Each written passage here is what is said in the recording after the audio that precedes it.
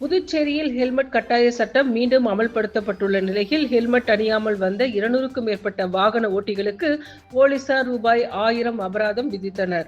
புதுச்சேரி மாநிலத்தில் கடந்த 12ஆம் தேதி முதல் கட்டாய ஹெல்மெட் சட்டம் 4வது முறையாக மீண்டும் அமல்படுத்தப்பட்டது. இதற்கு பல்வேறு அரசியல் கட்சியினர், வாகன ஓட்டிகள் மற்றும் பொதுமக்கள் கடும் எதிர்ப்பு தெரிவித்தனர். முதல் நாளான 12ஆம் தேதி பெயரளவில் சோதனை செய்த போலீசார் பொங்கல் பண்டிகைக்கு பிறகு ஹெல்மெட் அணியாத வாகன ஓட்டிகளுக்கு அபராதம் விதிக்கப்படும் என எச்சரிக்கை விடுத்தனர். மேலும் ஹெல்மெட் அணிவதன் அவசியம் குறித்து பள்ளி, கல்லூரி மற்றும் பொது இடங்களில் போலீசார் விழிப்புணர்வு ஏற்படுத்தி வந்தனர். இந்த நிலையில் நேற்று மாலை பல்வேறு இடங்களில் போலீசார் சோதனையில் ஈடுபட உள்ளதாக சமூக வலைதளங்களில் தகவல் பரவிய நிலையில் போக்குவரத்து சீனியர் எஸ்பி பிரவீன் திரிபாதி தலைமையில் மரப்பாலம் சந்திப்பில் போலீசார் திடீர் வாகன சோதனையில் ஈடுபட்டனர்.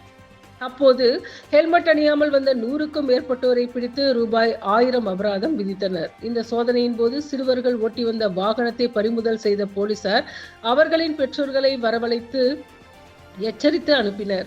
இதேபோல பல்வேறு இடங்களில் நடந்த சோதனைகள் 200க்கும் மேற்பட்ட வாகன ஓட்டிகளுக்கு ரூபாய் 1000 அபராதம் விதிக்கப்பட்டது.